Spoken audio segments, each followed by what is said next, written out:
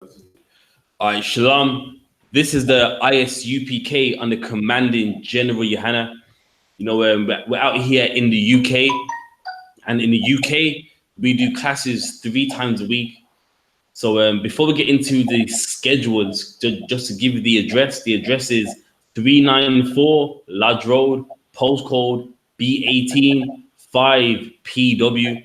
Now this is in the Birmingham area. So in the postcode B18 5PW. So in the UK school, we do classes 4 times a week, and I'll give you the schedule. So on the Monday is a history class, usually done by Officer Karathia. It's a powerful history class every week relating to things in the UK, Black history in the UK, and like a lot of it goes into a lot of things in depth. So the history of like St. Patrick's Day and a lot of things that relate to what you see that goes on in the UK, going into the origins of it also as well. Then you got the Wednesday class, which is the law class done by Officer Dungabar, where it goes into the laws like love your neighbor as you love yourself, going into what that really means, and many other laws of the Bible also as well. Then today you have the scripture breakdown class, usually done by Captain Meshatmayam, where this is the class where if you've been reading the Bible all week, any questions you got, you bring it right here and you get the answer, whether it's the Bible, whether it's history, whether it's anything that you would like to ask. Then on the Saturday, at, that's the Sabbath class. It's a class for 1 hour where we read out of the law in the Lashon Kodash, which is the holy tongue. Then we translate it into the English. So all these classes on the weekdays are all at the same time, 11 o'clock until 9 o'clock. And the Sabbath class is at 10 o'clock till 11 o'clock. So that's the schedule for the UK. Then also in America at 12 a.m., you have the classes from America. So you got the Tuesday class, which is the Brotherhood class. Then you got the Wednesday law class, Thursday scripture breakdown class, and the Friday class is a language class, which is the Lashon Kodash, the holy tongue, the native language of every black man, every Hispanic man, and every native Indian man. And then also on a Saturday, they have a Sabbath class as well. So that's what we got. Then also you got the Commanding General Yohanna radio show. You got Let a Hebrew Speak radio show. And of course, on the Thursday, you got the Cross the Line radio. So, in the UPK, we got a lot going on, a lot of classes, a lot of radio shows, a lot to, feed you with the knowledge, wisdom, and the understanding of the Lord. So with that being said, today's class, we're going into the Gentiles. Reason being is a lot of people that read the Bible, they read the term Gentile and just always assume that he's talking about another nation of people, another race of people, but not the Israelites.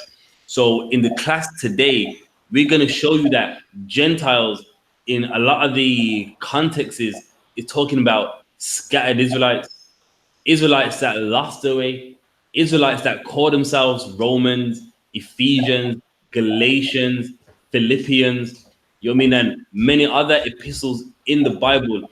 We're going to show you that they wasn't written to, like Europeans and any other ethnicity that was in those lands, but it was totally reaching out onto Israelites. Then if we find it, because I did do a history class on this about a year ago, that even historians know that really these epistles in the Bible, whether it's Romans, Ephesians, Galatians, Philippians, and what's some other ones, Thessalonians, these were actually written to Israelites, and there was Jew communities in those lands. So if we even get the time, we'll get into that also as well. So now the first scripture is John E- 11 and verse 35. John chapter 11 and verse 35. Because even while Christ was alive, many Jews knew what the Messiah came to do.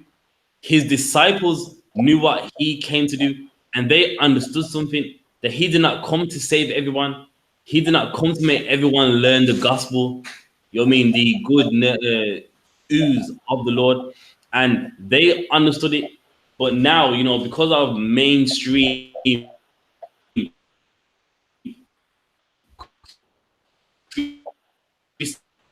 Christianity, there's always this concept of, he came for everyone, came for the whole world.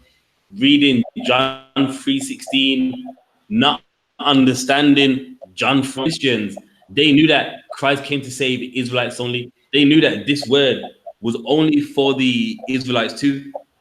You got it for me, John 7 and verse 35. Yeah, John 7, verse 35. Then said the Jews among themselves, whither will we go that we shall not find him? Okay, Will so now, I'm sorry. So now, with the Jews, I mean, for those of you that haven't read this before, he said, "Where I go, no man can find me." So they're like, "What's he talking about? Whether will he go?" Like, so where is he going to go? So now the Jews, they didn't understand that he's gonna go up into the third heaven and sit at the right hand of the Most High. So they didn't understand that. So they're like, "Whether will he go? Like, what's he talking about? Where is this guy going to go that we can't find him?" Read on. he go unto the dispersed among the Gentiles Uh huh. and teach the Gentiles? And there you have it. That is self-explanatory. Will he go unto the dispersed? The dispersed what? Dispersed Israelites, man. The dispersed Israelites that were scattered for not following the Lord, man. The scattered Israelites that they didn't keep certain laws where the punishment was, if you don't keep that law, you'll be cut off from among your race, man. You know what I mean? So in the Bible, there's some laws that if you don't do it, then you are not considered an Israelite anymore. Like the Passover, if you miss that, it's in the law, that soul shall be cut off from among his people, meaning you're not considered an Israelite anymore. You gotta live outside the land. You gotta go and live somewhere else, man. And then we're gonna get those as well. So even the Jews back then, when he said, "Where I go, no man can find me," they were like, "Okay, so where would he go? Will he go to the dispersed among the Gentiles and teach the Gentiles?" So now they knew that scattered Jews, they were called Gentiles too. They're saying it right there. They're saying that the dispersed are the Gentiles. It's self-explanatory. So now in the same Bible everyone reads, they look at the UPK like you're mad. You're trying to just, what I mean, look into things. You are reading into things when it's clearly letting you know that Jews were also called Gentiles as well in the same Bible that like everyone reads. So that's one verse, and that's, what I mean, in the Gospel of John. So you mean no one can't say, well, you're reading something old. You mean what do you say? You're reading Daniel's and Ezekiel. That's in the book of John. But even they knew that scattered Israelites were considered Gentiles, and that right there is called a cultural uh, context, meaning among a specific race, there's words that they say which you know what I mean they would use for one thing or something else. And when people read the Bible, they don't know what a cultural context even is, meaning among that race of people, there's things that they say, and there's a context that comes along with it.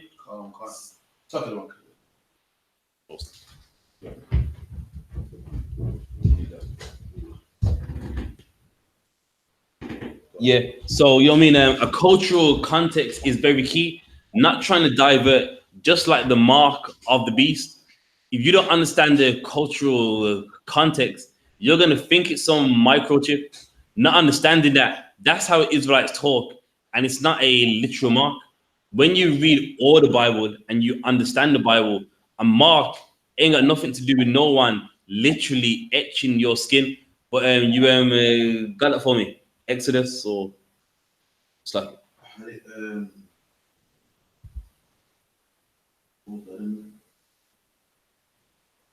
as well. I'll find it. So what we're gonna do, we're gonna give you some examples where there were certain sins in the Bible that you had to be cut off from among your race. Leviticus 7:20. But the soul that eateth of the flesh of a sacrifice of peace offering that returneth unto the Lord, having his uncleanness upon him. So now this talking about a priest right here, meaning he offers an offering unto the Lord, and he's unclean. You know what I mean? Like he probably had sex, or you know what I mean, like someone in his family died. For whatever reason, he is unclean. Read on. Even that soul shall be cut off from among his people. He shall be what? Cut off from among his people. Meaning you're not considered an Israelite no more. And if you ain't an Israelite no more, then what does that make you? A Gentile. It makes you a heathen. Right. And believe me, there's many more. That's just one of them. So there was certain things in the Bible that the punishment was you had to leave the land. You had to live outside of Israel. And that's where many went. That's why when you read the epistles in the Bible, it's about Jews that went to Rome. They done certain sins, and you know what I mean, their family was outside the land. Some of them ended up migrating to Philippians, Galatia, Colossia, and you know what I mean. And that's what the Bible's all about, man. About saving what was lost. Why do you think Christ said, "I've come to save that which was lost"? Because they were lost. And don't get me wrong, we are lost even till this very day. But that's the context right there. There were Jews that lost their way, call themselves Romans.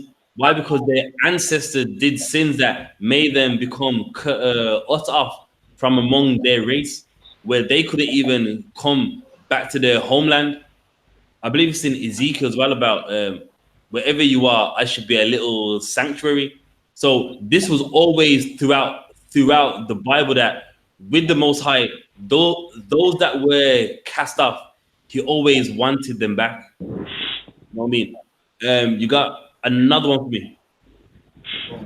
All right, one second. Just going to get another scripture about Israelites being cut off from their race. Hosea 1:9. Right. All right, don't sweat. So we got Hosea 1:8. All right, and get if one of you can get me Hosea 1:8.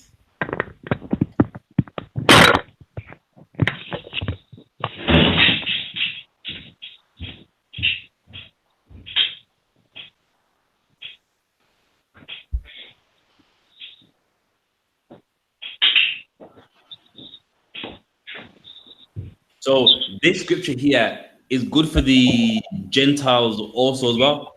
So it's gonna explain something, and then with this scripture in the book of Omens, they actually reference this same one here, showing you that the people of Rome, they were cast off Israelites.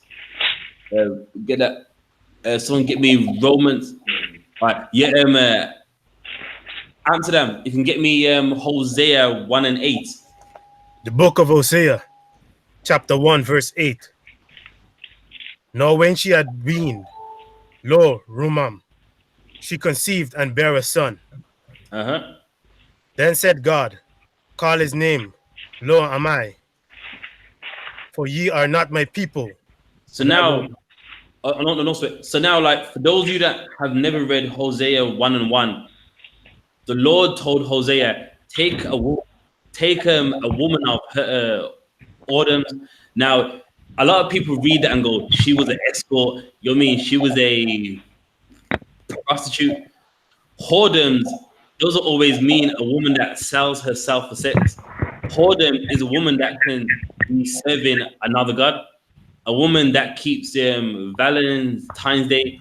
Whoredoms doesn't always mean a woman that sells herself for sex, because you got fake Israelite camps that use that verse to go, you see, buying escorts is fine, man. Buying, you know what I mean? You can buy prostitutes. Because look, Hosea, he took a woman who was a whore. But if you read the Bible, whoredom is when we serve another God. Right. So whoredom doesn't mean, he actually paid for sex and had like these sons. It don't mean that, man. But now it says, call one lower ami. In the Hebrew, that would be la'ar ami. And it means no equal. Why? Because that's what the Lord said, that you ain't mine, man. You ain't keeping my laws. You ain't keeping my statutes. You ain't keeping my commandments. So now with that son, so with that son, that's why he got that name to represent. You know what I mean? To represent, the other tribes, Gad, Manasseh, and etc. Saying that you ain't my people. Why? Because they were sinning. They were serving the golden calf. So the Lord saying, these ain't mine. So that son was used to represent that those 10 tribes, they weren't his people because they weren't keeping his laws. Read on. Hosea chapter 8, verse 10. That the number of the children of Israel shall be as the sand of the sea, Uh-huh. which cannot be measured nor numbered. And it shall come to pass that in the place where it was said unto them, ye are not my people. It says what? Ye are not my people. So now let's keep that in mind. In the place where it was said unto them, ye are not mine. So now, if you're not the people of the Lord, then by default, what would you be? If you ain't an Israelite, then what would you be? Gentile. Let's give him a hand. That's right. So now it's letting you know that in the place where it's told, you ain't the sons of God. Why? Because they were cast out of the land. So they're like, you know what? We obviously are not the equal of God. So in the place where it was said unto them, ye are not. Read. There it shall be said unto them, ye are the sons of the living God. And in that same place, it shall be said unto them, ye are the sons of the living God. And when do you think this happened? In the book of Acts, in the epistles. It's telling that in that same place, you are the sons of the living God. While they're lost, calling themselves Ephesians, Galatians, in that same place, it shall be told unto them, ye are the sons of the living God. And I'm not making this up. Is it Romans 12? Let's get that. What's that? It's going to say exactly what it said here, man. Showing you that they knew that this day had to come where the scattered Israelites, you know what I mean, that they had a chance to return. They had a chance to come back and to serve the Lord. 1 second. Romans 12 or 11.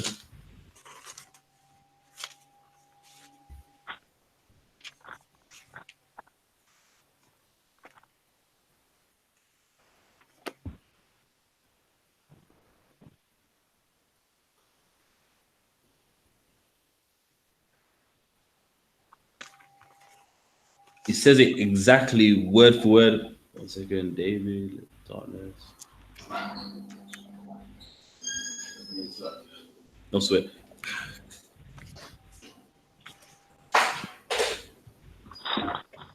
Second Israel. Might be Romans 10. I know it's around here somewhere. Yeah, but he's referencing it in the book of Romans.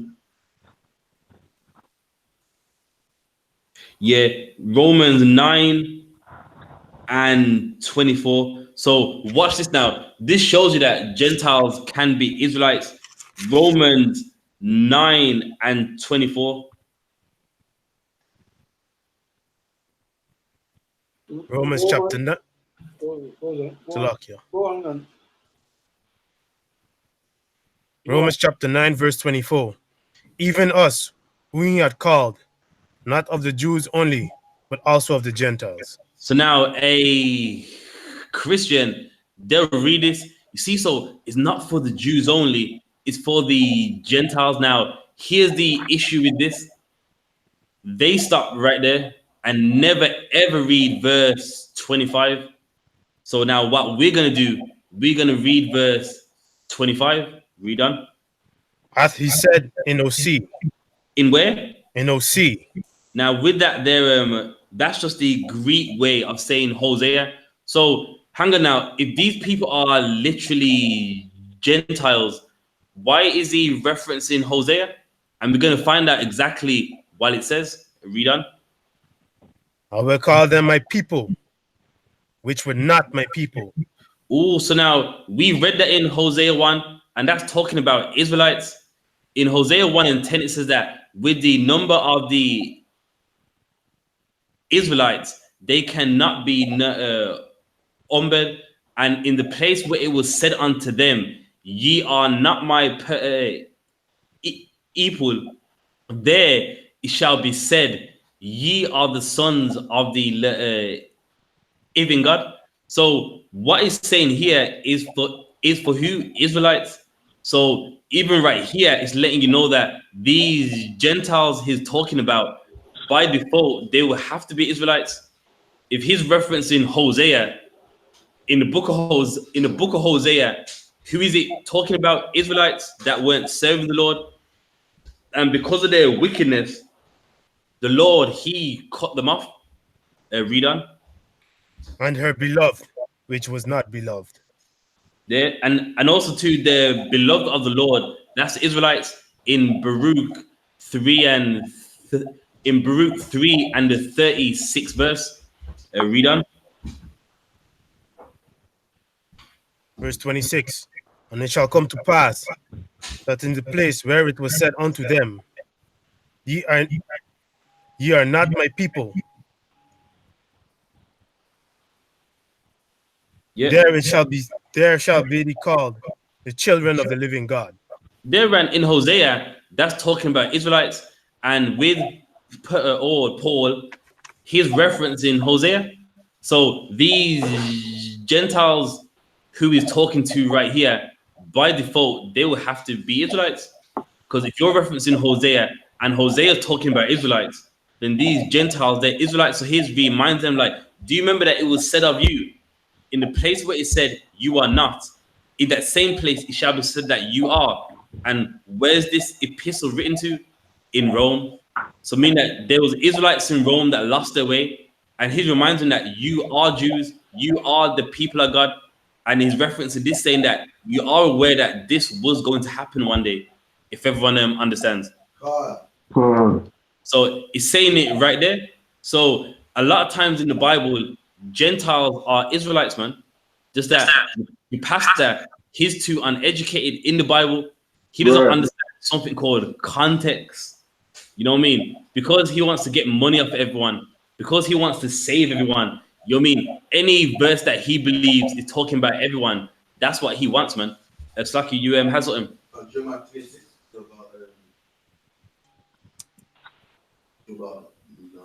I know. So let's get Jeremiah 3 and 6.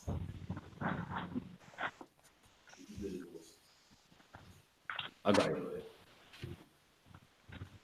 So in Jeremiah 3 and 6, it's just gonna go how we can be the sons of God to not being his people. We're gonna get that in Jeremiah 3 and 6.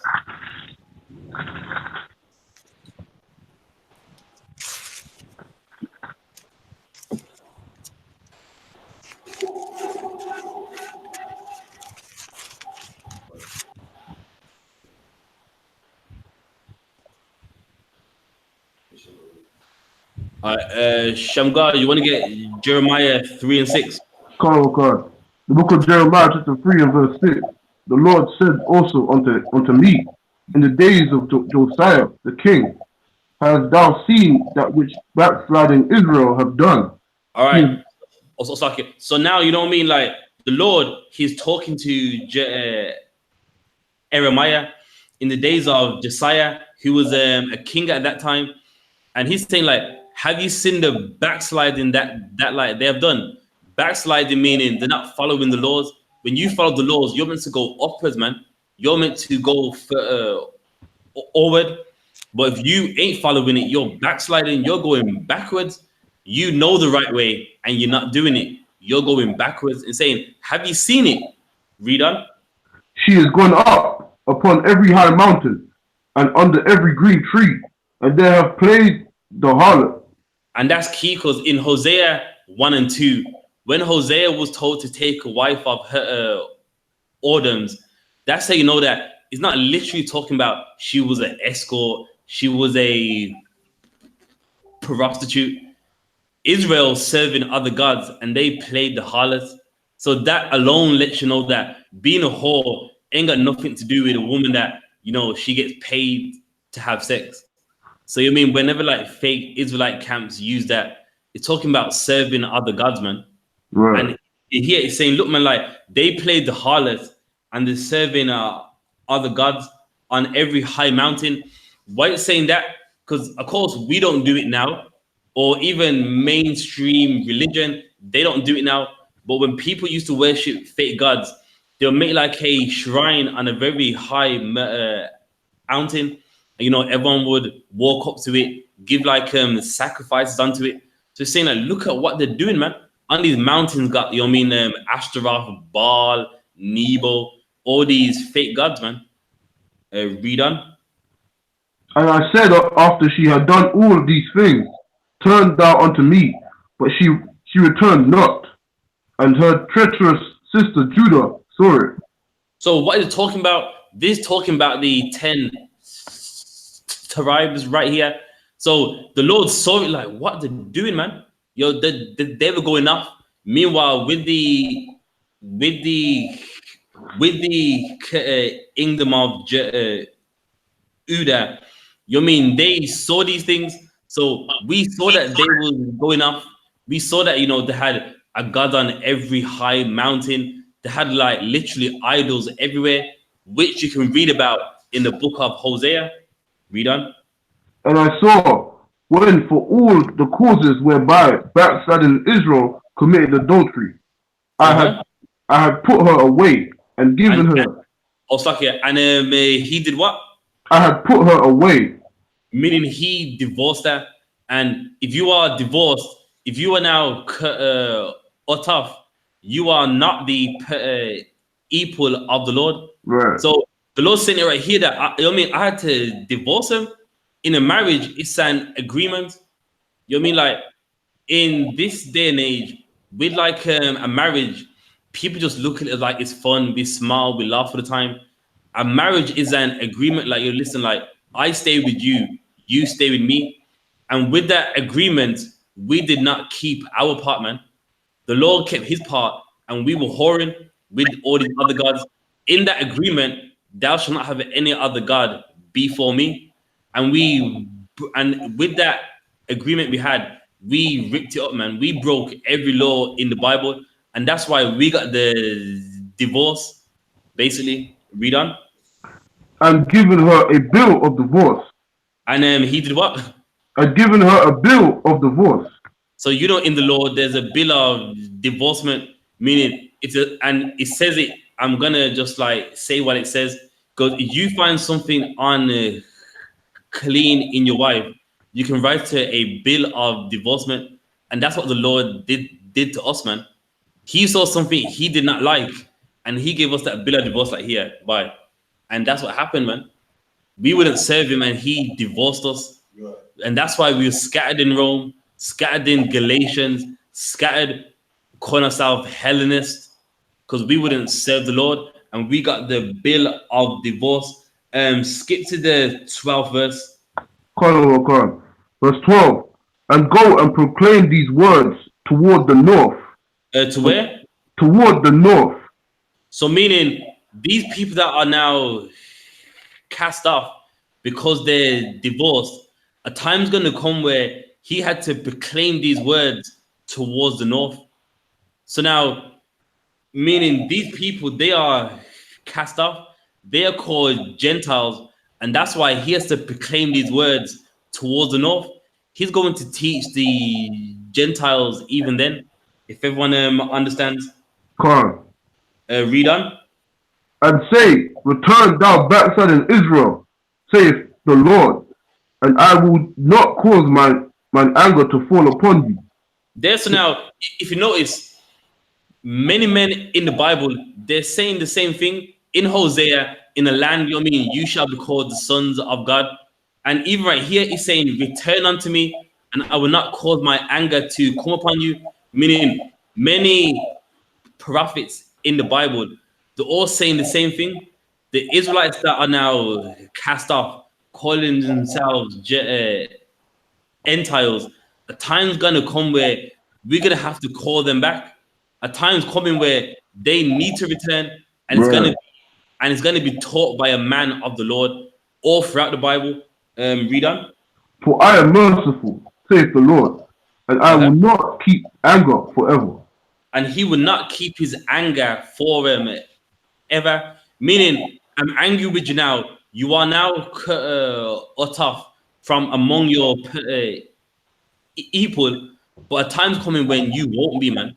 When you're going to get a chance to return. You're going to get the chance to come back to your homeland. Right. And that's who the Gentiles are, man. Is there anyone? You know, so we get to some more. Then let's get, I believe it's Ezekiel 11. So we're going to see what Ezekiel even said, because a lot of people go, they twist scriptures, trying to make Gentiles the Israelites and all that stuff. And not knowing that this is what the Bible's been saying. Hosea said that in the land, you're going to be called the sons of God, meaning someone's going to come up to them and go, listen, you are the Jews, or the Israelites, whatever you want to say, you don't need to keep the laws. Then in the book of Omens, it says it. It lets you know that those Gentiles, they were actually Israelites. But let's get that in Ezekiel 11. SHALAM, is it verse 16? That sounds about right, yeah. Okay. The book of Ezekiel, chapter 11 and verse 16. Therefore, say, thus saith the Lord God, although I have cast them far off among the heathen. Also, now that's key, man. So when you read the epistles, when you're reading, you know what I mean, any book, Luke, Matthew, Mark, John, or James, you got to keep this in mind as you're reading that these are the Gentiles right here. So now with the Israelites, they are cast off among the heathen. What's another word for heathens? The nations, Gentiles, Ephesians, Rome, Galatia, Philippi, Thessalonica, meaning we are cast off among the heathen for disobeying the Lord. Read on. And although I have scattered them among the country, yet will I be to them as a little sanctuary in the country where they shall come. Yeah, so the Lord, he's going to be a sanctuary. A sanctuary is a house where you feel safe. So he's saying that even though I've cast you off, I'm going to be with you. I'm angry with you, but believe me, a time's coming where I'm going to be with you, man. And that's what you read about in Galatians, in the book of John, about will he go to the dispersed and teach the Gentiles, man. You know what I mean? Even though the Lord's angry with him, he's saying, don't worry, man. I'm going to be with you. I'm going to be a sanctuary among you. And that happened when the apostles were now and taught, man. When they went to Rome, when they went to wherever scattered Israelites resort, man. And that's what the Bible says. And this is Ezekiel. You know what I mean? This is a prophetical event right here where he's letting them know that don't worry, man. Yes, the Lord's angry with you, but a time's going to come where the Lord's going to, you know what I mean, show you some love, man, show you some kindness. And that happened in the Bible. Read on. Verse 17. Therefore say, thus saith the Lord God, I will even gather you from the people and assemble you out of the countries where ye have been scattered, and I will give you the land of Israel. And that's what this Bible is all about, man. Every Israelite, God wants them to just return home, man. It wants to just, you know what I mean? It's like any dad, you're angry with your son. Yes, you're angry with him, but at the end of the day, what do you want from him? You want him just to come right back home, man. He's out there rebelling, acting dumb, and listen, you need to be right here, man. Right. You need to be in this house, and that's the Lord with us, man. He's angry. He kicked us out the house, but like any dad, deep down, you want your son to come back to that house, man. You don't want them on the streets, homeless. But listen, man, you got a nice house here, man. You got your Xbox One here, your PlayStation 4, your nice bed, MTV on, you know what I mean? And listen, man, you really need to come right back here. And that's the Lord, man. A punishment was to cast us off. But deep down, like any father, you want your son just to come right home, and you're like, you know what? You're out there messing about, and you need to be right here. And that's the Lord with the nation of Israel, man. Read on. Verse 18. And they shall come thither, and they shall take away all the detestable things thereof. It's like they shall do what? They shall come thither. Hither. Okay. Sweat. And they shall take away all the detestable things thereof. So now, what's the detestable things? To detest means you hate. Now, who hates it? The Lord hates it. And we're going to take away our detestable things. Meaning, when we taught scattered Israelites, aka Gentiles, we taught them what? To stop following false gods, to stop following the ways of the heathens. And they came back once they put down their detestable things. Right. And that's the Bible, man. Meaning they were called Gentiles at first, but once they were taught who they really are, once they were taught, listen, the Lord detests that, man. Stop following Roman gods, stop following Greek gods. They put away their detestable things in the book of Acts, in the epistles, man. Read on. And all the abominations thereof from thence. And all the abominations thereof from thence. And that happened. What's the one it asks about the invisible God or the unknown God?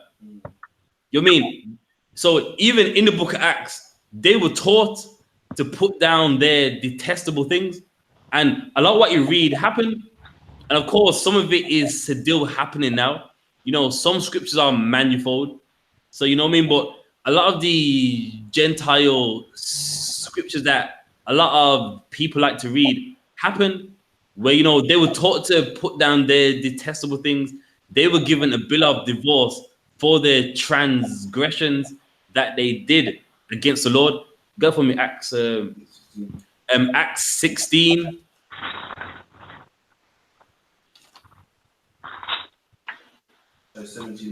So Acts 17 and 16. Come on.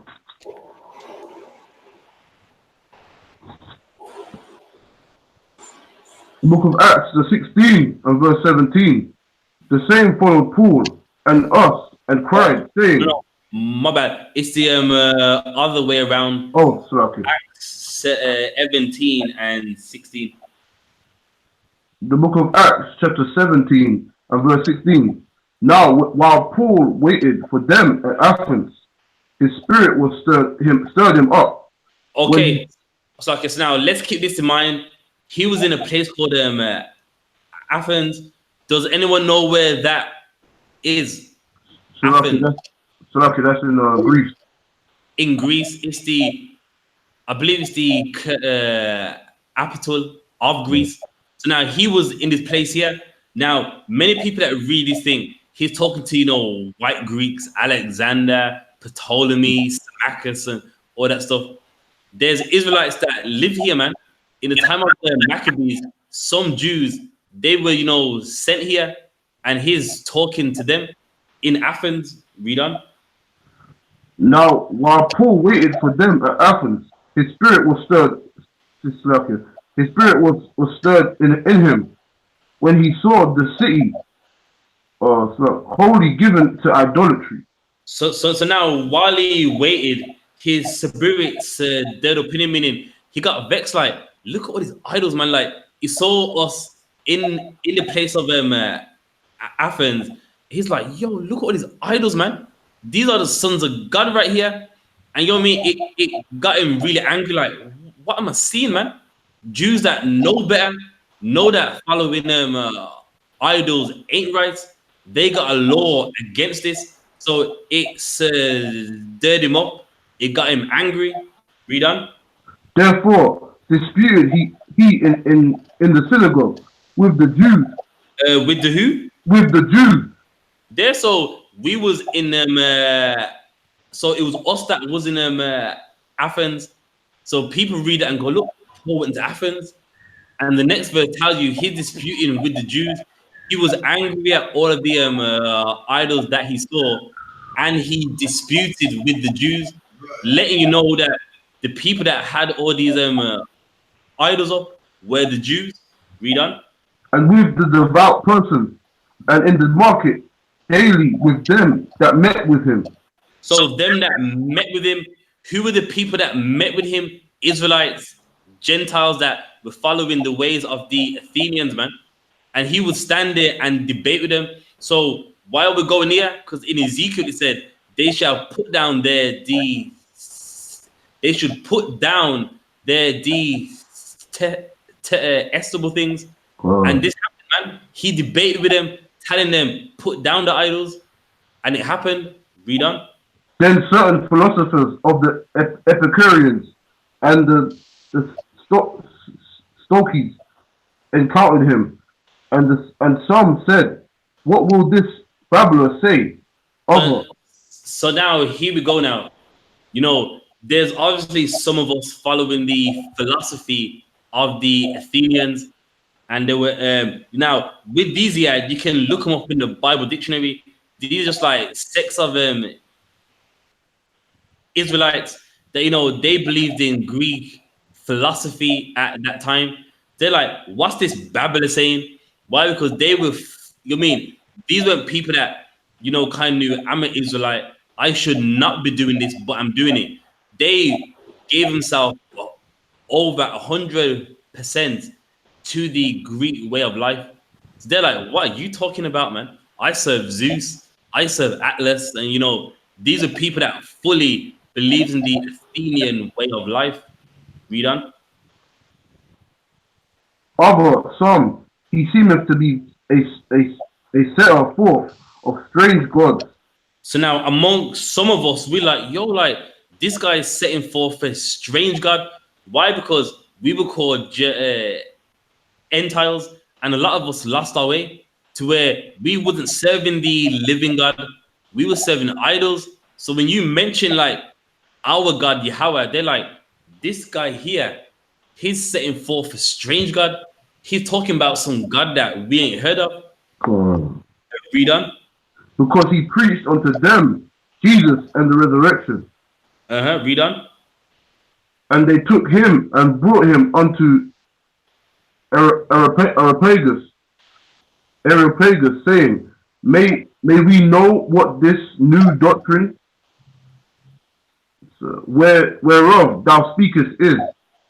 So now they're shocked, like he's talking about the invisible God, the God that parted the Red Sea, the God of Israel, and they're to bring him onto their head, a guy that they look up to, and had to ask him, like, may we know of this new doctrine whereof thou speakest is. They're like, so what are you talking about? And these are the Gentiles right here, man. Jews that lost their way, Jews that don't even know about their God, where they're asking a fellow Jew, like, what's this new doctrine you're on about? Why? Because they was cut off from among their race, man, their people. Read on. For thou bringest certain strange things to our eyes, to our ears. We would know, therefore, what these things mean. There, so they wanted to know, and that's the Gentiles right there, man. That's in Ezekiel, where it's saying, take away your abominations, the things that the Lord hates, man. The things that the Lord hates, and that's what Ezekiel 11 and 16 is on about, man. That in those same lands, they shall be taught to put down those abominations, the things that the Lord hates. Read on. So, okay, verse 21. For all the Athenians and the strangers which were there spent their time in nothing else, but either to tell or to hear some new things. And that's what you see going on right now, man. This is what you call Rastafarianism, where all they want to do is just hang around, spend their time in offing cows, but to either to tell or to hear something new, and that's Rastafarianism right there, man. Just want to hear something new, want to tell something, and us being the Israelites, we were like that back then, man. Just our whole life was philosophy, not knowing who we were, not knowing our real objective in life, but just serving idols, hearing new things, hearing philosophy, and the same way we do it now, we was doing it back then, man. All you want to do is sit down, get high, and just talk a bunch of stuff. It doesn't even have to make sense. Just new philosophy. Well, I think this. I think maybe God's a woman because like, look at life. Everything comes from a woman. The black woman's God. And what you see going on right now was even happening here, where people were just full of philosophy, hearing new things. Weed grew on King Solomon's grave. Weed was in weed was in the tabernacle. That's what was going on right back there. A nation of people just full of philosophy. Read on. Then Paul stood in the midst of Mars Hill and said, Ye men of Athens. So now, in your own time, you can research it. Ars Hill. That was like the Ika's honor of its time. I mean, it was a place where everyone can go to debate on anything. So the same way in Hyde Park, you got Sabika's honor. That's what the Athenians had. Ars Hill, where you can talk your philosophy, talk on anything. So he went there to talk about our God, to talk about the living God. Read on. I perceive that in all things ye are too superstitious. And now these Gentiles, aka scattered Israelites, they were very superstitious, meaning people that don't touch that wood. You touch this, you get bad luck.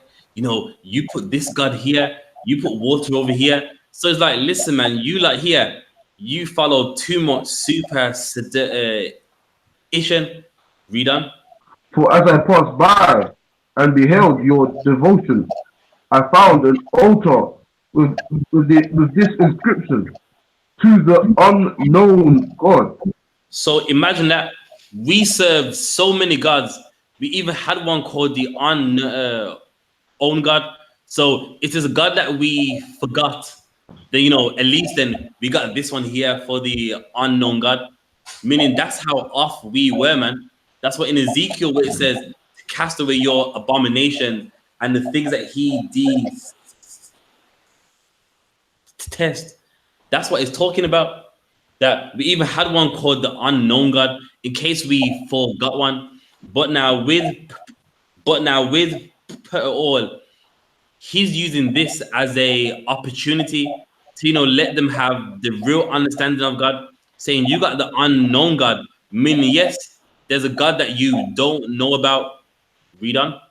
Whom therefore ye ignorantly worship, Uh-huh. him declare I unto you. God So that no sweat. So he used the unknown God, saying, "Whom ye ignorantly worship." Now he's not talking about the idol that they made. He's saying, "I see this here with the unknown God, but here's a problem: you don't know this God in Athenia right here. There is an unknown God who you ain't worshiping." So he used it as like he used that as a chance to spread his message, to let them hear that these are scattered Israelites and they need to return. They need to come back. What's that? I got you. No sweat. Yeah. Read on. him declare I unto you. And God. there and I was like, so now that's what the whole Bible's about, man. The whole Bible's about scattered Israelites. You declaring their God unto them. That's what Romans is about. That's what Ephesians is about. That's what Galatians is about. That's what all of these epistles are about. Now watch this now. Someone may be saying, well, with the Athenians, they are not, you know what I mean? These were white people and all that. Give me Acts 11 and 19. Okay.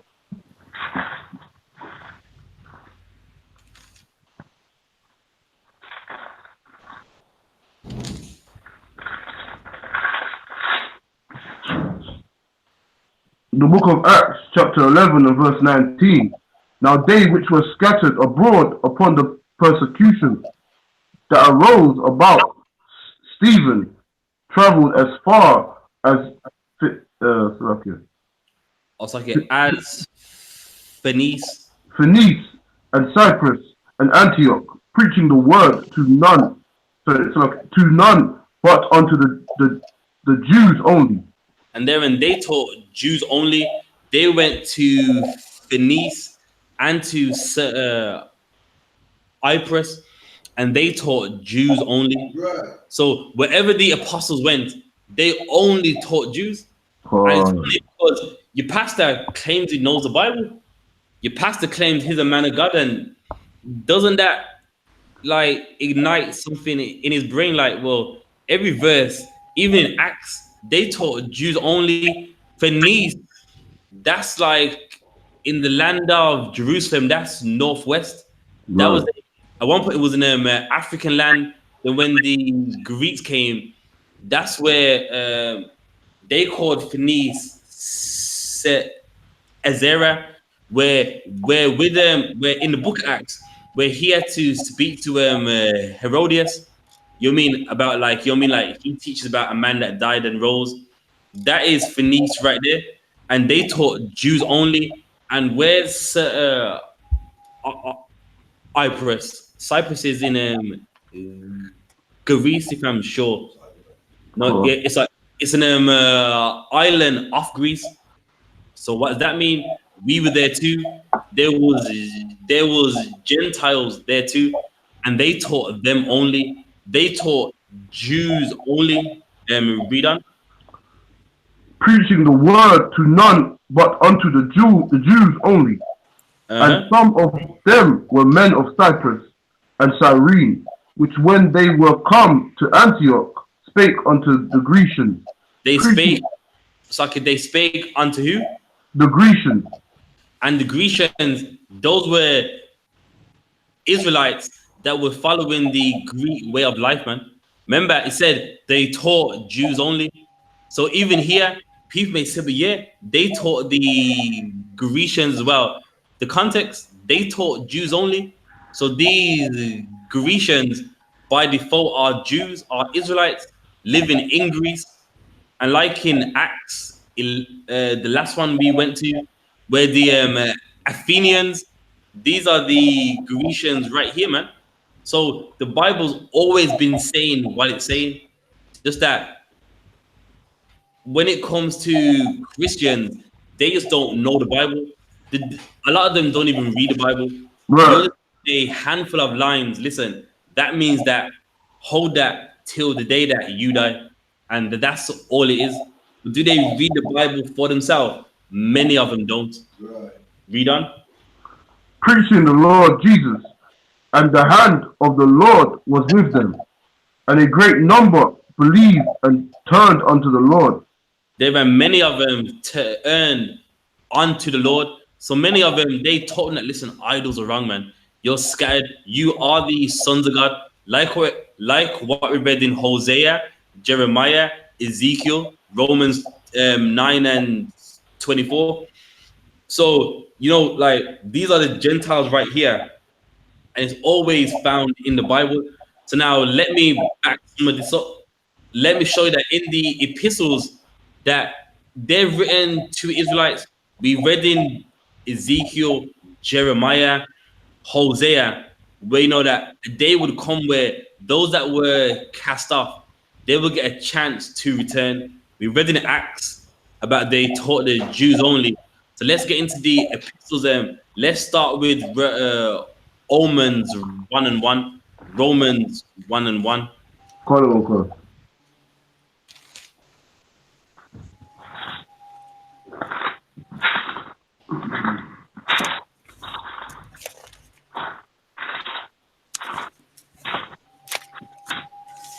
the book of Romans, chapter 1 and verse 1. So, okay. Paul, a servant of Jesus Christ. So now remember now, this is an epistle right here. It's a letter. Like in any letter, you introduce yourself, then you get to the point that you're trying to make, like in 2019, it's like, hello, my name is, or hello, dear, or whatever people write. He's doing it right here. So he's now sedating who he is and his objective. Read on. Paul, a servant of Jesus Christ, called to be an apostle, separated unto the gospel of God, which he had promised afore by his prophets in the holy scriptures, concerning his son Jesus Christ our Lord, which was made of the seed of David according to the flesh. And also in what he's writing is letting you know his objective. Like, listen, like I'm an apostle. You're gonna learn from me.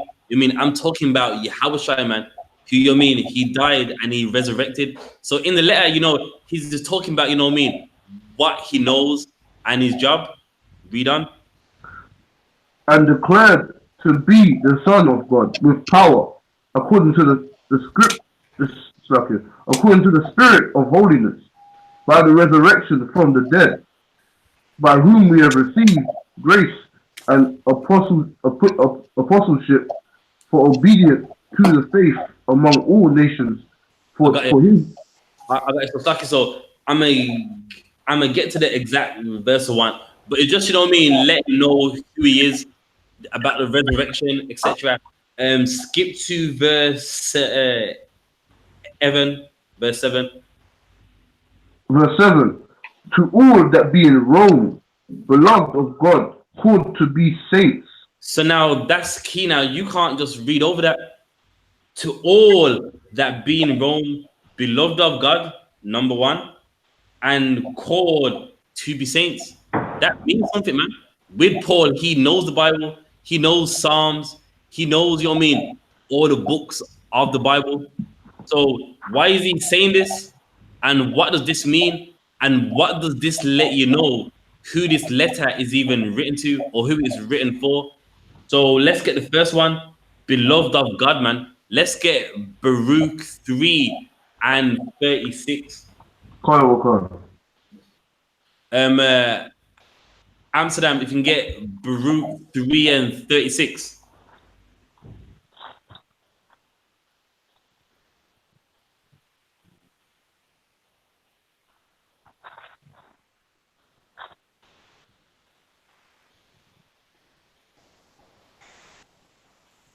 The book of Baruch, chapter 3, verse 36.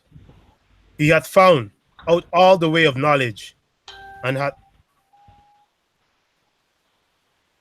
hath given it unto Jacob his servant, and to Israel his beloved. His who?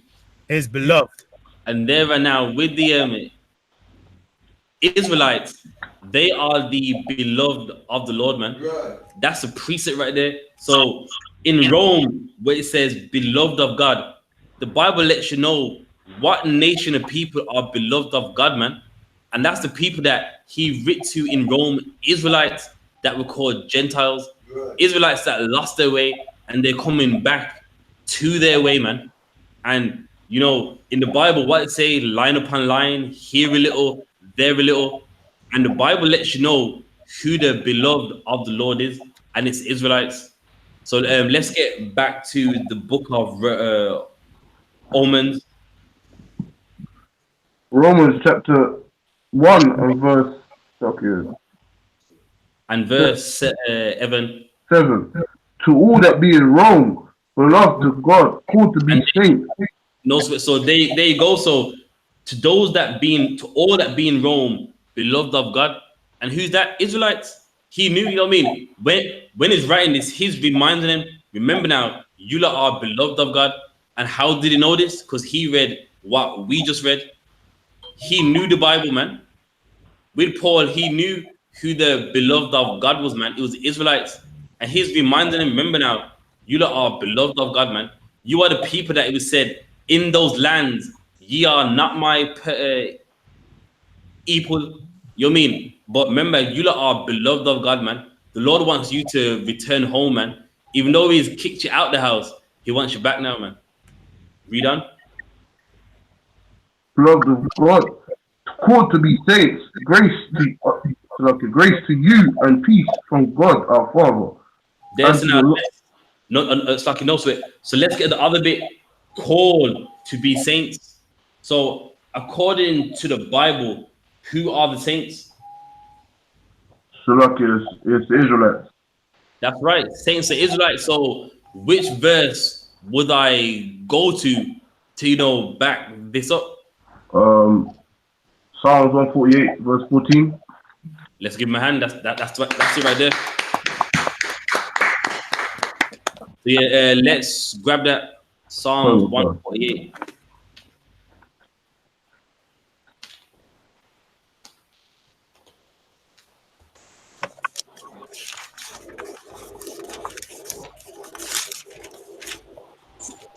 Book of Psalms chapter 148 and verse 14.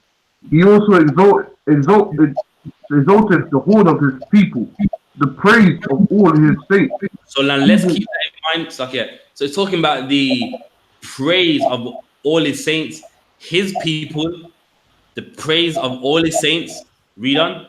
Even of the children of Israel. Even of the who? Even of the children of Israel. And that you know the saints are the Israelites.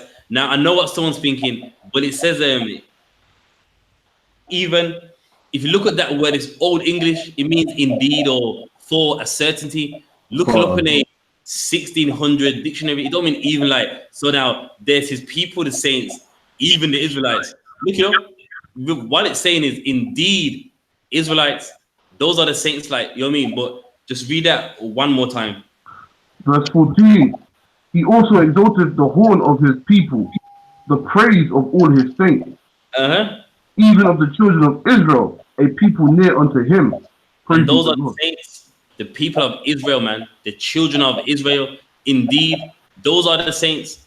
So let's get back to Romans 1 and 7. Hold on. The book of Romans chapter 1 and verse 7. To all that be in Rome, beloved of God, called to be saints, grace unto you, and peace from God our Father. And there, the Lord. so now, I don't sweat. So now from reading the Bible, you now understand that the book of Rome ain't written for everybody. In this letter, in the beginning, it's addressing who it's for, the beloved who are Israelites, the saints who are Israelites. So anything you read in Rome's talking about Israelites, man. It's talking about the people of God. So regardless of where anyone wants to go, that's irrelevant. When you know from the top of this letter, it's addressed to a race of people. It's addressed to Israelites. It's addressed to Jews, man. And that's a lot of people don't understand. Let's go, let's read Romans 2 and this and that and blah, blah, blah. Well, regardless of where you want to go, it starts off with it being written for the Israelites. It starts off with it being written for the Jews. And you got something? All right, let's get Galatians 1 and 1. It's like Agawa. Get me Galatians 1 and 1.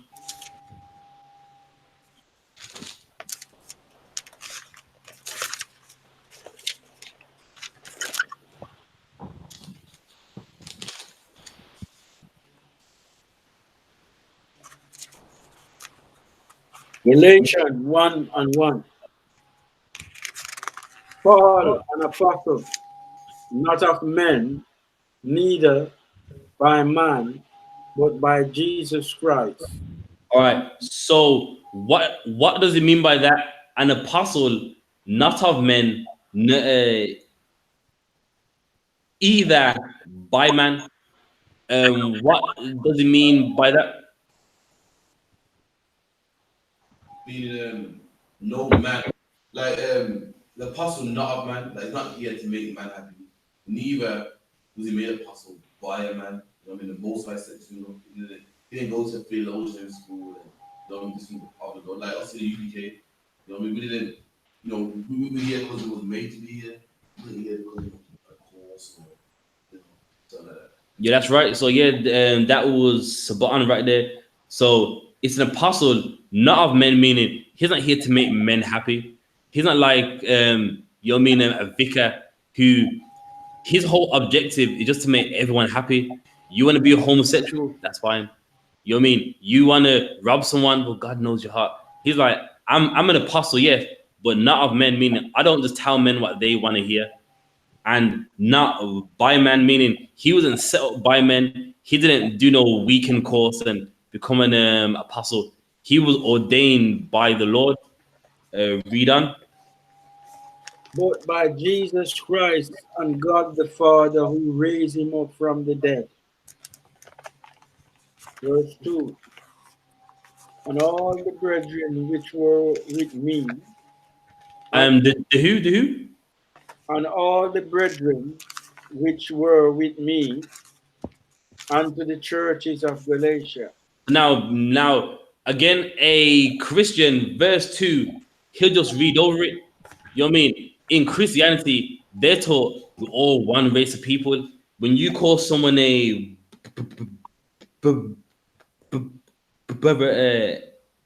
Edwin, you know, that's just anyone that believes in Jesus Christ. And that's not in the Bible.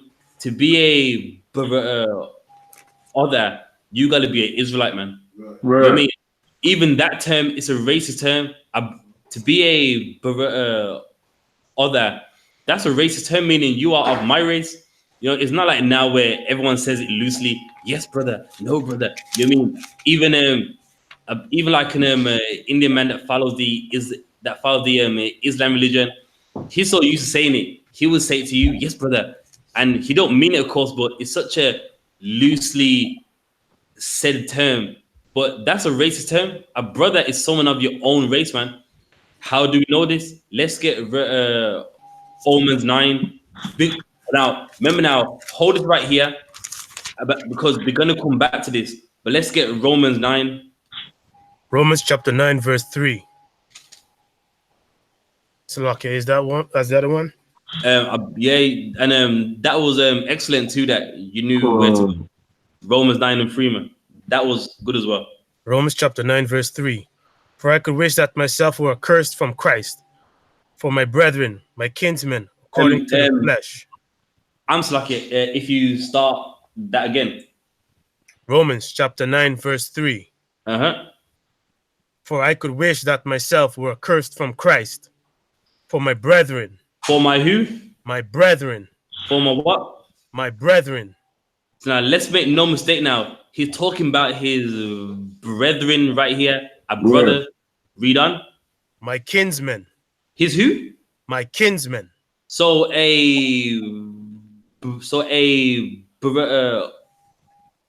other is your kinsman. A kinsman is someone of your kin, your race. Look it up. A kinsman is someone of your race. So that lets you know what a brother is right there, man. Read on. According to the flesh. According to the flesh. So not according to religion, not according to the same concepts you share. Right. It's according to the flesh. So other and a kinsman, that's of the flesh. That's a physical thing. Read on. Who are Israelites. Who are what? Who are Israelites. Who are Israelites. A brother is a fellow Israelite. Right. A kinsman is a fellow Israelite. Right. That is a racist term right there, man. People, you know what I mean? Like, what's that professional guy, Hulk Hogan? Yeah, brother. Yeah, brother. You know what I mean? He'd say over, yeah, brother. You know, that's a racist term. You don't say that for everyone. A brother is someone of your race, man. Hogan don't know that, man. You know what I mean? He's saying it, yeah, brother. You know what I mean? That's a racist term. A brother is someone of your race. There's one in Deuteronomy as well. I believe it's Deuteronomy 15. Go on.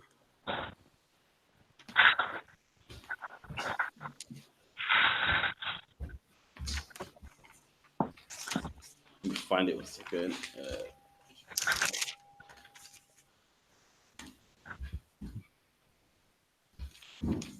All right, I believe it's Deuteronomy 15 and about 17 or something. Deuteronomy chapter 15, verse 17. 1 second. Nah, that's not it. No, it's Deuteronomy 15 and 12. 12. Gone. Deuteronomy chapter 15, verse 12. And if thy brother, a Hebrew man, or an Hebrew woman, There, so now, even this here is letting you know who your other is. It's an Hebrew man or an Hebrew woman. And so now it's letting you know right here. Just read that one more time. and if thy brother, If thy who? thy brother, Thy brother. Now it's gonna explain who your other is. Read an on. Hebrew man, And who? an Hebrew man. There, you know what I mean? That's black and white right there. Right. In Galatians 1 and 2, with Paul, he knew what he was talking about. Remember, he's an Israelite. He knows the cultural contexts, man, when he's saying these things. Meanwhile, now people say very loosely, yes, brother, no, brother. When that's a very racist term, meaning that's a kinsman, that's someone of your race. Read on. Or an Hebrew woman. Or a woman, man. So a brother, and even the term Easter, they're for our people. It's not for everyone. So let's get back to Galatians 1 and 2. Agawa. Galatians 1 and 2.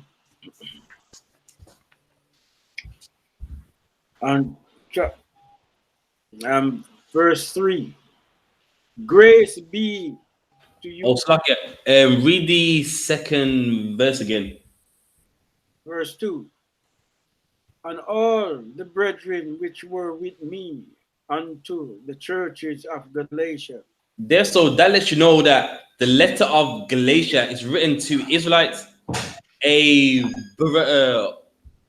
Other, that's an Israelite, man. That's someone of your race, your kin. So likewise, wherever someone wants to go in Galatians, it don't matter because we know who it's written to, and it's written for Israelites only, man. Even Right. wherever they went, they taught Jews only. Like, it's weird how people read the Bible and don't understand that this Bible is a racist book. This Bible is a nationalistic book, man, for one race of people, and that's the Israelites. From there, give me First Corinthians 1 and 1. 1 Corinthians chapter 1, verse 1. Paul, called to be an apostle of Jesus Christ, through the will of God, Sosthenes, our brother. Verse 2. Unto the church of God, which is at Corinth, to them that are sanctified, Salakia, to them that are sanctified in Jesus Christ. Now, let's make that clear. What nation of people are sanctified in Yahushua, man? What people are washed through Yahushua?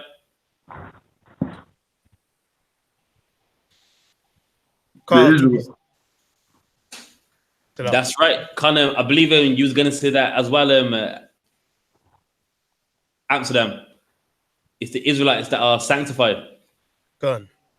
That's it. So you mean so already it's letting you know who the letter of Corinth is written to. Only one race of people were sanctified. You mean for time's sake, you go to Acts 5 and 29, let you know that Christ only died for the Israelites. You know, and there's many other verses in the Bible. I believe in Acts 13 about of this man's seed was raised unto Israel to be a Avia. So those verses will let you know that Christ only died to sanctify the Israelites. Read on. Called to be saints. And there you go again, called to be saints. So if no one wants to accept the sanctified part, then what about the saints? Right. Wherever you want to go, it's evident that this is talking about Israelites. This whole letter was written to Israelites in the same book of Corinthians, chapter 12 and the second verse.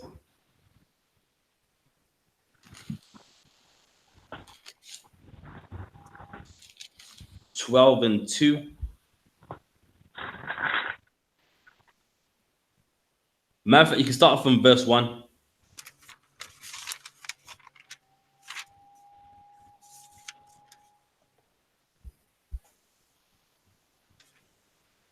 Is that Salaki? Is that 1 Corinthians? That's right here. 1 Corinthians. 1 Corinthians chapter 12, verse 1. That's it. Now concerning spiritual gifts, brethren. Who? Brethren. Now we know that that's someone of your own race. It's a Jew, Israelite. Read on. I would not have you ignorant. So now with the Israelites that lived in Corinthia, you know, he was talking to them about the gifts of the Lord, and he don't want them ignorant, meaning he doesn't want them not to know the gifts of the Lord. But now here's the problem. Many Christians, they'll just skip to the second verse. Meanwhile, verse 1 lets you know that he's talking to other Israelites. Read on. Verse 2. You know that you were Gentiles, carried away unto the dumb idols. So now a Christian, they'll skip verse 1 and go to the second verse. Ye were Gentiles. You see? So you know what I mean? Like, it was non-Jews that they accepted Christ. They accepted the Lord. And you know what I mean? They were Israelites now. They were Gentiles. Not knowing that verse 1 sets the scene. He's talking to Israelites saying, ye were Gentiles, man. You know what I mean? In the past, in Corinthia, you were Gentiles following Zeus, following Greek philosophy, following Roman philosophy. Ye were Gentiles, but they'll skip down here and go, you were Gentiles. You see, so a non-Israelite can become an Israelite because he's talking to the Corinthians, man, and they became Israelites. And that's not what it's saying. Verse 1 lets you know he's talking to his kinsmen of the flesh who are Israelites. Then it's saying ye were Gentiles. So that means in context is Gentiles can become Israelites through their disobedience of the Lord, through being cast out of the land. Read that again. You know that ye were Gentiles, carried away unto the dumb idols. And that's how they became Gentiles.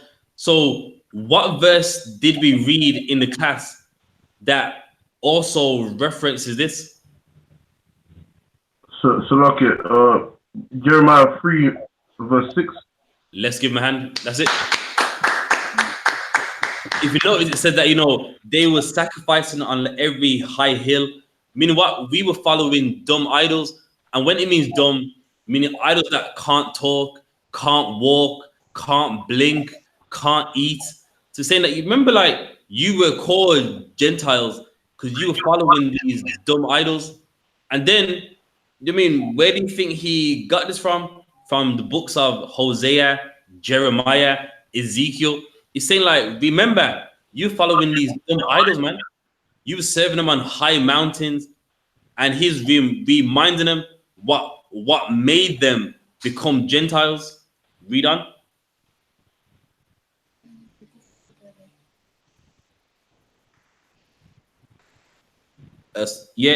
The second verse. So, verse 2. Even as you were led. Even as you were led. What does that part mean? Meaning they were led away because they were following these dumb idols. Now, where in the Bible do you find this? It's always written about the Israelites. Because they disobeyed me, I'm going to cast them out of this land. I'm going to do this for them. Why? Because they were following dumb idols. That's why they were led out of the land. So all this here is Bible history. Ooh. You know what I mean? That they were led away because they were following dumb idols, man.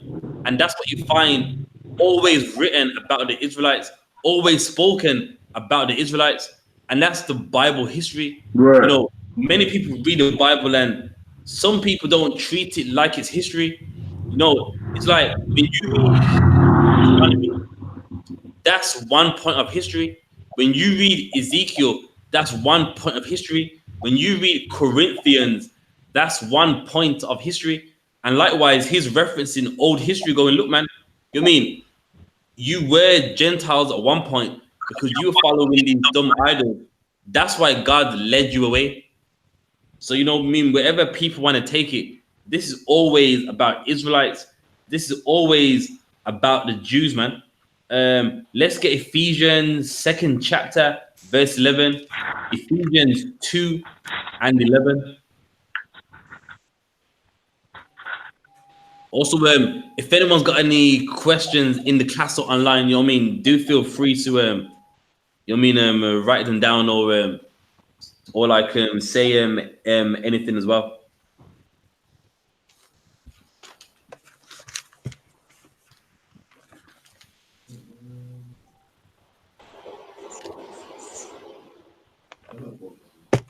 No, it wasn't.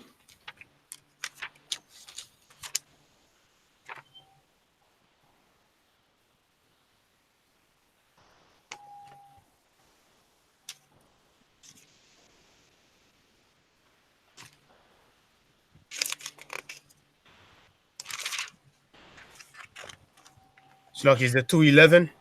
Khan, that's it. Ephesians chapter 2, verse 11. Wherefore remember that ye being in time past Gentiles in the flesh. So now let's keep this in mind. Now, a Gentile will always be a heathen, but he can't change. But now think about it. A Jew that left his way, he can be a Gentile in the flesh in times past. So a lot of people read these verses and don't think about what they're reading. They don't put something called common sense in the picture. A Gentile's always going to be a Gentile, while an Israelite that lost his way, he can be called a Gentile in times past in the flesh, meaning his actions that he carnally did. That's what made him become a Gentile. That it says, wherefore remember, meaning in your mind, you're following the Lord now, but remember there was a time where you were called a Gentile in the flesh. Read on. Who are called uncircumcision by that which is called the circumcision. Meaning the Jews in the land, they call them unclean. Why? Because they pretended like they kept the law. So you know what I mean? On face value, they were circumcised on like the 8th day, etc. But they weren't following the law. Meanwhile, a Gentile who's a cast-off Israelite, is he circumcised on the 8th day? No, he's not. Because he's following the ways of the Gentiles. They don't circumcise themselves on the 8th day. Read on. By that which is called the circumcision in the flesh made by hands. In the flesh made by hands, meaning it's a carnal thing. So the or skin, it gets cut off by hands. So it's saying, read on. That at that time you were without Christ. And now that's key. Now, make no mistake, with these Gentiles right here, they were without Christ. So now in Ezekiel, where it says, you know, I should be a sanctuary unto you, they were without Christ. Many times in the Bible, it says, I'm angry at you, but I will return unto you. This is what it's talking about. These people were without Christ. They lost their way. Read on. Being aliens. Being what? Being aliens. Now, that word there, all it means is a stranger. Look at the word alien and stranger. They're synonymous words. So they were strangers, read. From the commonwealth of Israel. From the land of Israel. So I mean, they wasn't seen as a citizen of Israel. That's what it means. That's all what it's saying. Read on. I got it. And strangers from the covenants of promise. And they were strangers. Why? Because they were cast off. They broke the agreement that they had with the Lord. So what did the Lord do? Said, behold, the days come, I shall do what? Shall make a covenant. That's true. A new covenant. So now that's why they was cast off, because with the old one, they demolished it, man. They broke every law, broke the agreement they had with the Lord. That's why the Lord had to make a new one, man. Read on. Having no hope and without God in the world. And that's what happened to these Israelites that was asked off. They were just in the world living, man, no hope. Just, you know, like, why am I here? I do have a homeland, but I can't go back there because of what my grandparents did, man. They, you know, done certain sins that the Lord hated so bad. He kicked them out of the land. That's why they had no hope. Just, you know what I mean? Living in Rome is not their homeland. Living in Galatia is not their homeland. Just getting by.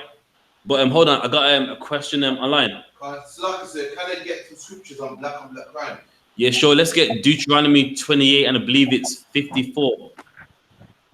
Someone's grabbed it for me. Deuteronomy 28 and 54. Okay. And also, like, if you start from verse 15 first, then we get to verse 54. Deuteronomy 28 and verse 15. Okay. But it shall come to pass, if thou wilt not hearken to the voice of the Lord thy God.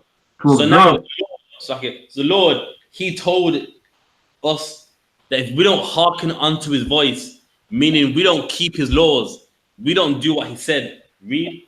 To observe, to do all his commandments and his statutes, which I command thee this day, that all these curses shall come upon thee and overtake thee. So the Lord warned us, if we don't do what he says, all these curses. Now, a curse is a punishment from God. Look up in any dictionary. In the context of the Bible, it's a punishment from God. So now, what we're going to read in verse 54 is a curse, meaning it's a punishment from the Lord. Read that for me, verse 54. Verse 54. So that the man that is tender among you and very delicate, his eye shall be evil toward his brother. So imagine that a man that is nice, friendly, polite, the Lord saying that the curse is going to be so bad. His eye shall be evil towards his other, and that's black and black crime. But they're meaning a man that would be nice because of the poverty, because of the curses, because of the hell. His eye is evil towards someone of his own race, and that's black and black crime right there, man. Right. You mean people that are usually nice, the eye is evil towards their own race. The eye's like, I can't stand that brother, man. He lives in Aston. He lives in Handsworth. I want his car. I want his watch. And that's a curse, meaning even the nicest black man among us, even his eyes are evil, man. And that's a curse out of the Bible right there. Give me Exodus. All right. Let's get Exodus let's get Exodus the second chapter. and about verse 11. Oh God.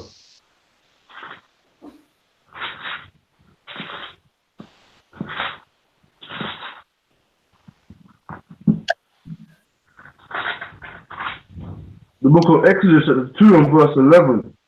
And it came to pass in those days, when Moses was grown, that he went out unto his brethren, and looked on their burdens, and he spied an Egyptian.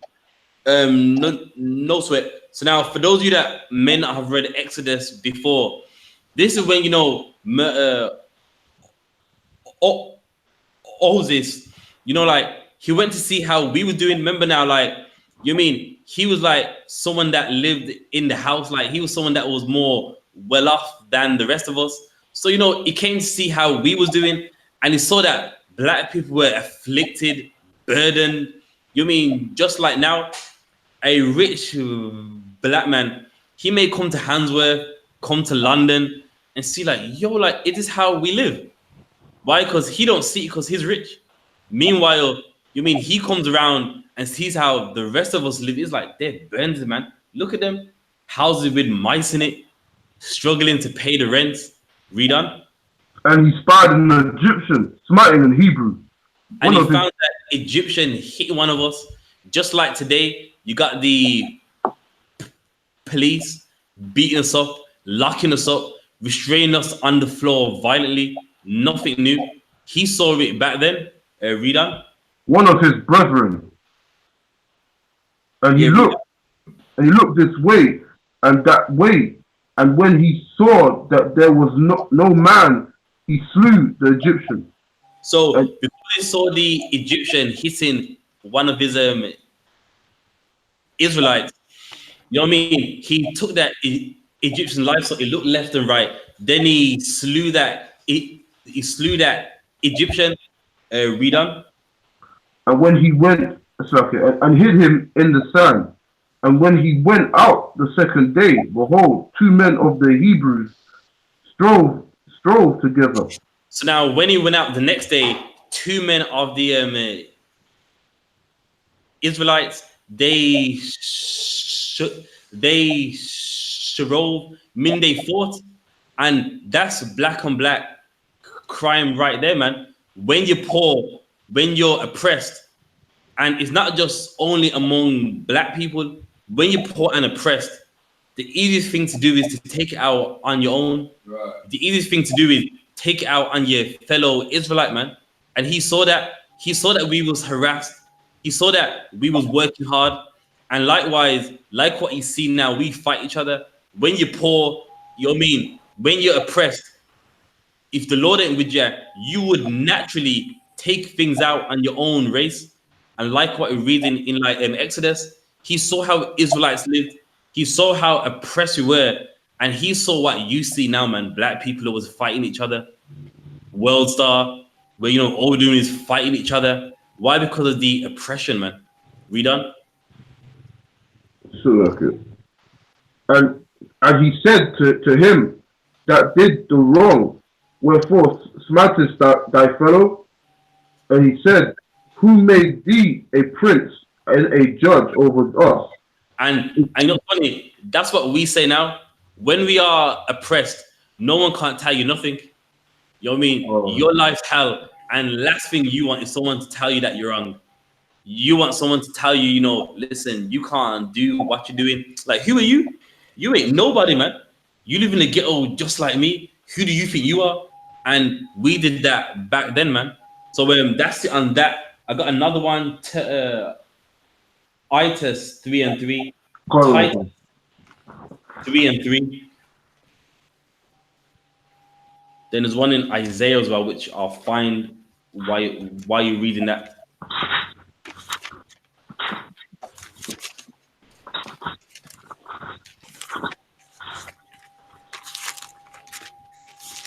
So like the chapter again, so it was 3 and 3.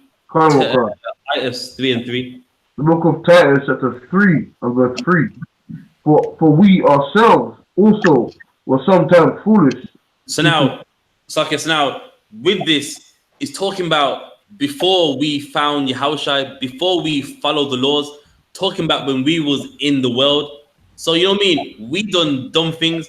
Now keep in mind, it's gonna explain what some of these things are. Read on.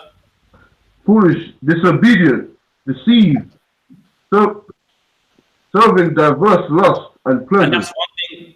In the world, we serve diverse lusts, meaning we did what we wanted to do. Read on. living in malice and envy, Oh, hold on, hang hateful, on now. Let's keep that in mind. So now, even the way how we lived, envy, malice, things that we see now because of the oppression, because we don't have the knowledge of the Lord. Read on. hateful, and hating one another, And then we did what? hating one another, And we hated one another, black and black crime right there. That's why we hate. That's why we take our own lives, man. We kill the life of another black man because we hate one another, and that's in the Bible. When, when you're in the world and you don't know the Lord, you will hate one another. You will have malice, envy, and that's why we take the life of another black man because we hate right, one another. And that's in the Bible, man. Give me Isaiah 9.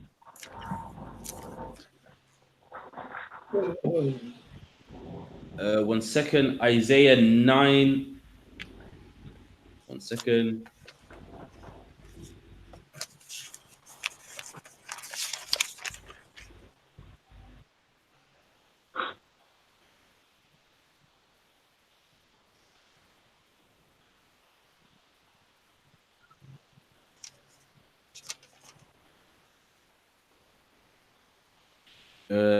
Yeah, Isaiah 9. So okay. I was reading it yesterday as well. Bear with me.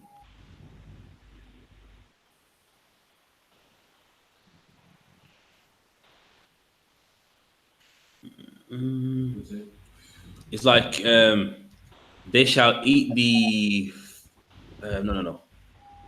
Isaiah. It's about the land shall be dark, and they shall eat the arm of one another. Something like that. It's in Isaiah.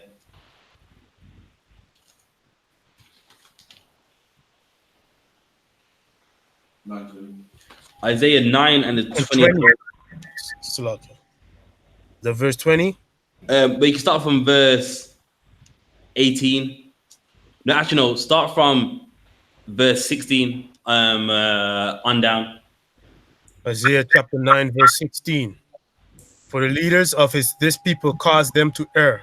So now, what's the context of this? Now, this does relate to what you want to know about black on black crime. So now, it's first a leader.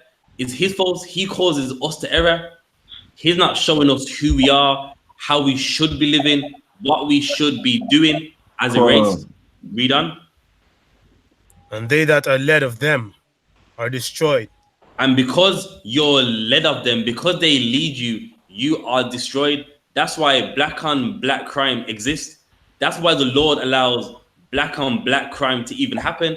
But now let's read the next verse. Read on. Therefore the Lord shall have no joy in their young men. He shall have what? He shall have no joy in their young men. So because we follow people that don't know God and we are destroyed, the Lord has no joy in our young men. So what do our young men end up doing? They end up on the street selling drugs. They end up joining gangs. Why? Because the Lord has no joy in us. Because we follow people that don't have the answers, that make us error. That's why right, black crime exists, man. That's why these young black men take the life of another young black man because we follow a leader that is causing us to error. And the Lord has no joy in our young men. That's why they're on the street selling weed, selling crack, fighting each other, using knives and stabbing each other, because the Lord has no joy in these same young men. Read on. Neither shall have mercy on their fatherless and widows. Salaki. For every one is an hypocrite and an evildoer, and every mouth speaketh folly. For all this is anger is not turned away, but his hand is stretched out still. If anything, it's like for time's sake, skip to verse 19. Through the wrath of Lord of hosts is the land darkened.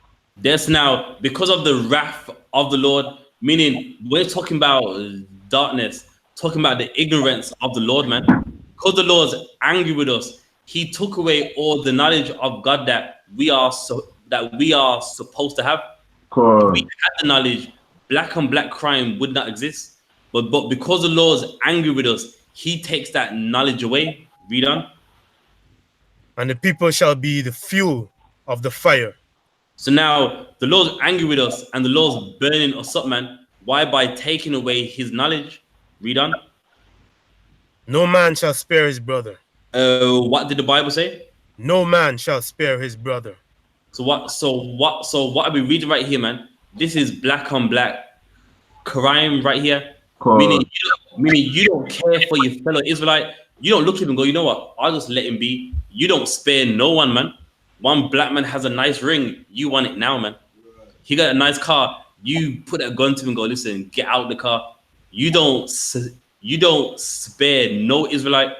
And that's in the Bible. Black on black crime is found in the Bible. And why did it happen? Because the Lord's angry with us and he took his knowledge away. Like in Deuteronomy 20 and 15, it's what? A curse. It's saying the exact same thing. Read on. Verse 20. And he shall snatch on the right hand. He shall do what? He shall snatch on the right hand. So now make me understand this. How would we use this in these times? What does it mean by he shall snatch on the right hand? Still.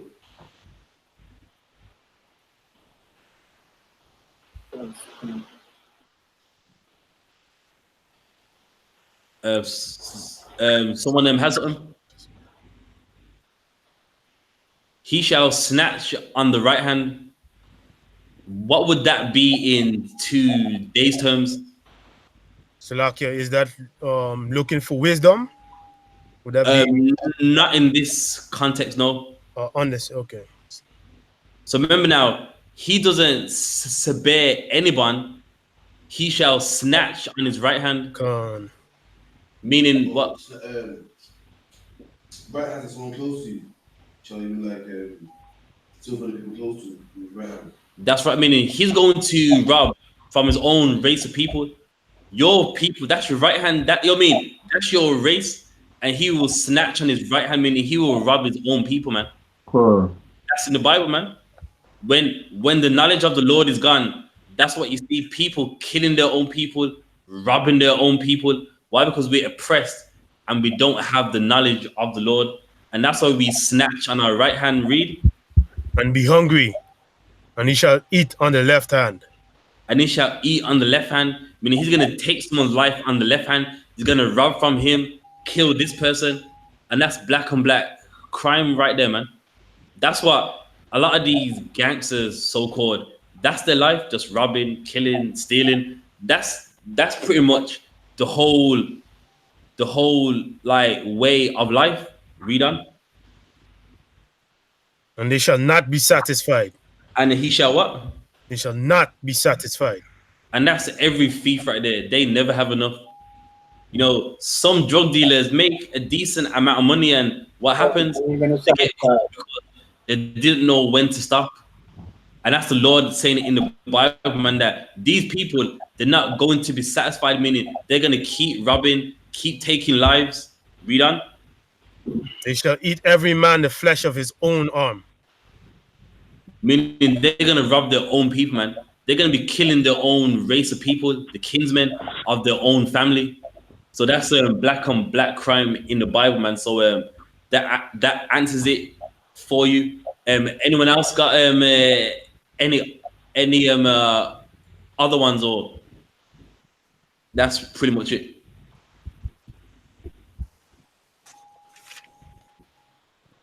All right, no sweating. So I believe that answers all of it. Gary Thompson, if that answers it all for you, just give me a con or a 1. All right, let's get back to where we was. Ephesians 2 and 11. Ephesians chapter 2, verse 11. Therefore remember that ye being in time past Gentiles in the flesh, who are called uncircumcision by that which is called the circumcision in the flesh made by hands. Uh-huh. That time ye were without Yahushai, being aliens from the commonwealth of Israel, and strangers from the covenants of promise, having Yeah, no hope and without I got Yahweh it. in the world. So yeah, 13. so we already went through that part about Gone. they were kicked out of the land, they were they were strangers, so forth. Read on, Verse 13. But now in Yahushai, ye who sometimes were far off are made nigh by the blood of Yahushai. and that's key. Uh, who sometimes were made far off, meaning you was far away, and who in the Bible was far away because they were following dumb idols, Israelites. You were far away because we wasn't serving the Lord. And that's who the Gentiles are in all these epistles, man. Anywhere you read, in a lot of times, it was Israelites that weren't serving the Lord. But again, someone may think, I'm trying to bend this. So in the same book of Ephesians, skip to, it's like go back to verse 2. Ephesians chapter 1, verse 2, just chapter 2, verse 2. Or in time past, ye walk according to the course of this world. So again, he's talking to the same race of people, scattered Israelites, saying that in the past you walked according to the course of this world, meaning you did what the society told you to do. You done Easter, Christmas. You mean you did what you was told to do by the standards of this world. Read on. According to the prince of the power of the air. And that's the white man, man. You know what I mean? He controls the air, meaning he says what you should do. Out in the air, he puts out what's acceptable, what's right. In that time, it was Rome. You know what I mean? They was the prince of the power of the air, which is a white man, meaning in the air, they put out there what you should do, what's acceptable. You know what I mean? Like, yeah, man, follow the December 2050. I mean, like, they put it out there in the air what's acceptable, what you should do. Read on. The spirit that now worketh in the children of disobedience, among those whom also we had our conversations in times past in the lust of our flesh. So now, so now in your own time you can read the rest. But even here, so in verse 11, it's letting you know that these people, they are Jews or the house of Israel that lost their way, and saying that you mean like you live according to this world. You did what you wanted to do. Now you're here following Christ, man. Now you're not a stranger no more, and that's who the Gentiles of the Bible are. There's another one. It goes into conduct as well.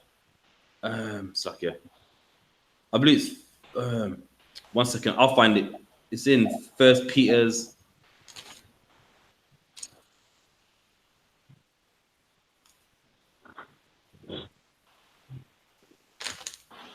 It's a scripture for conduct as well, but that it also shows you who the Gentiles are.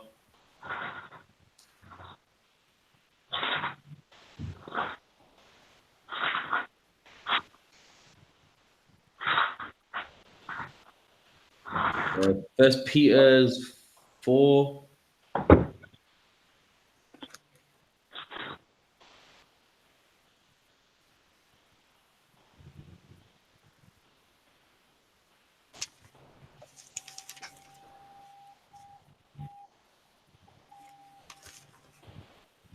That's not it. No, no, no.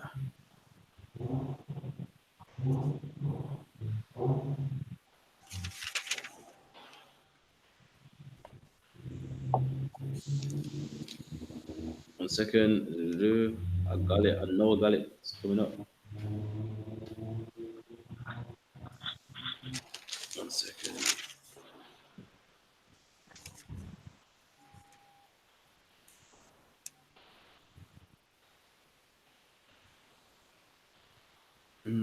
I might have to skip this one for time's sake. But it's a good one, letting you know that who the Gentiles are again in another book. Let me.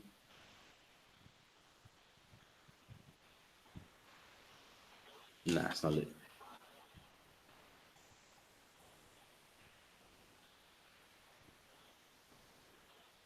First Peter's 4. My eyes are probably skimming past it.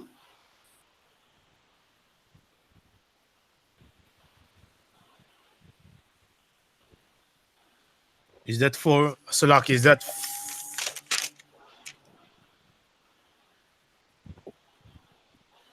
Is that 5 and 9?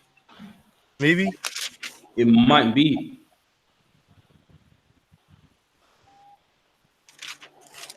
That sounds about right, you know. That might be it.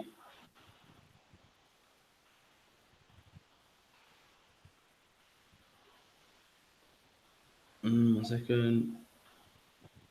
That's a good one, but there's one where it lets you know that it's Gentiles and that you're an example unto them. Then it lets you know that it's Israelites. Let me see if we can get it. I'll probably have to find it another time. Now I'm gonna be eating up all the time looking for it.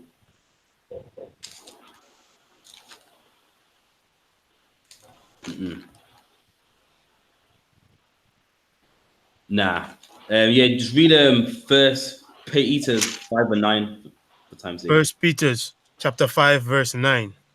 Whom resist steadfast in the faith, knowing that the same afflictions are accomplished in your brethren that are in the world. And that's key. So even in the world, meaning even the scattered Israelites, they were fighting their loss to, now serve Christ. So, you know what I mean? So even here, you know what I mean? This can be used for like the Gentiles as well, that they were in the world, meaning, they once were in the world living in sin and they're fighting their desires. They you know what I mean? Whatever's trying to take them from serving the Lord. And it was also accomplished with them in the world. So that's another one too. 1 second. That one's good, but I did have one that was just as nice. But 1 second. Oh man.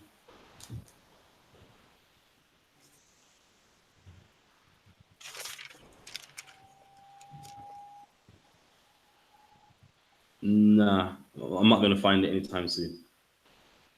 But it was a good one, I'm not gonna lie.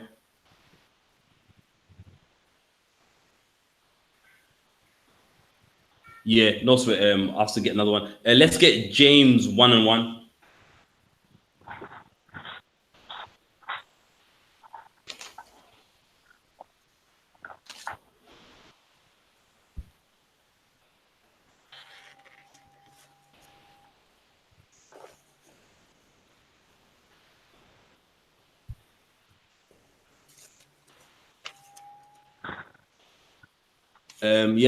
Who gets it first? Let's get James 1 and 1.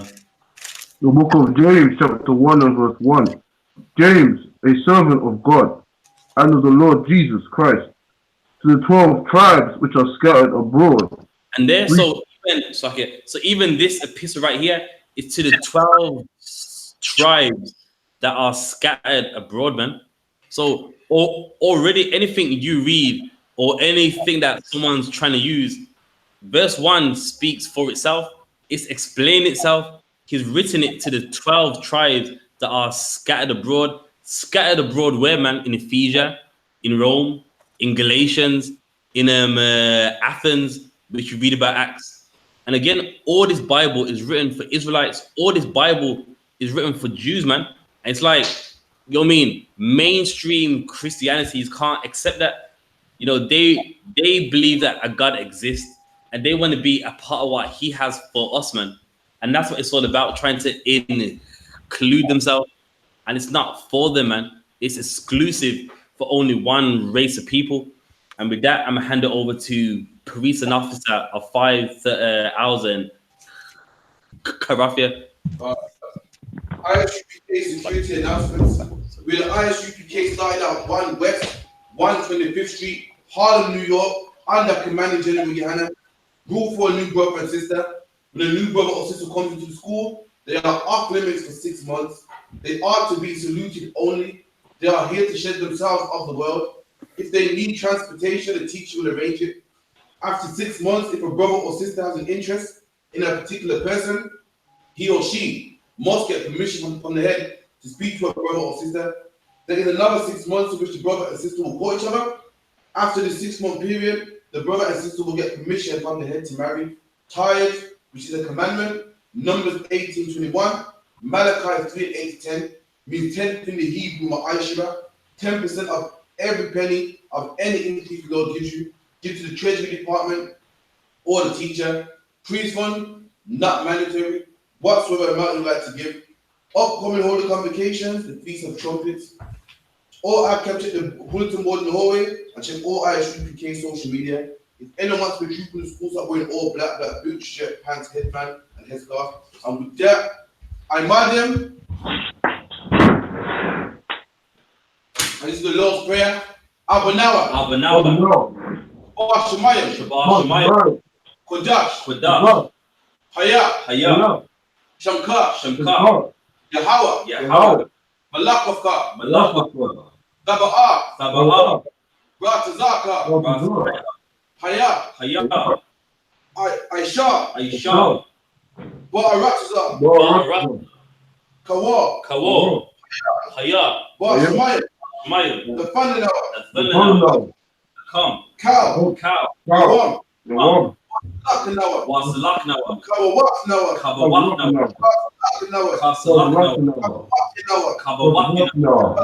Wala'a. Tabayainawa. Banasaiwan. Hawashainawa. Mayon. Right. Ya. Zakar. Hamalakwa. Wa'ala. Wahafara. I will love you. And our Father, which art in heaven, hallowed be thy name. Hallowed be thy name.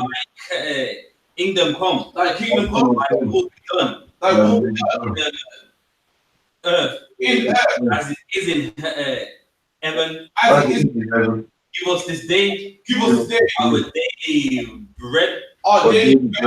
Give us our debts. And forgive us our debts. Give our debtors as we forgive our debtors. And lead us not into temptation. Or deliver us from evil. For thine is the kingdom. And the power. The glory forever. So be it. We definitely need one case to the teacher. Madam, Beneficial, Amal Shabbat, Barak, How about Shimi Hawashai Barakatha? Yajamata, class dismissed.